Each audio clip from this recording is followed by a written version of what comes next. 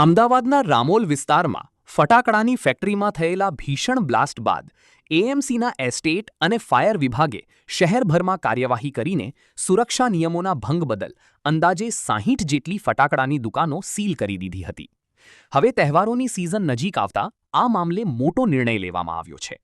ખાડિયા વિસ્તારના ભાજપના પૂર્વ કોર્પોરેટરો અને સ્થાનિક આગેવાનોએ દુકાનોના સીલ ખોલવા માટે એએમસી સમક્ષ રજૂઆત કરી હતી, જેના પગલે બુધવારે યોજાયેલી ટાઉન પ્લાનિંગ કમિટીની બેઠકમાં મહત્વનો નિર્ણય લેવામાં આવ્યો છે.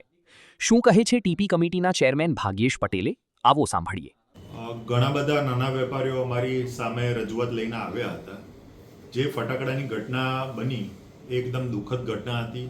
ત્યાં ગોડાઉન હતું ફટાકડાનું અને આ ઘટના બની હતી.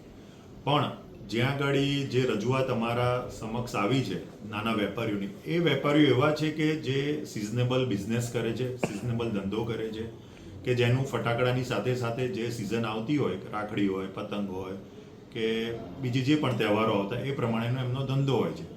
તો એવા જે નાના એકમો હોય, જે રિટેલ કાઉન્ટર ટાઈપના ફટાકડાના, તો એના સામે અમે ક્યાંક ને ક્યાંક એ લોકોના સાથે ચર્ચા કરીને તો એની સામે કાર્યવાહી જે પણ થઈ છે તો એમાં આગળ કઈ રીતે કામ કરી શકે તો એના માટે ચર્ચા કરેલી છે. ऐसे ही अन्य खबरों के लिए चैनल को सब्सक्राइब कीजिए.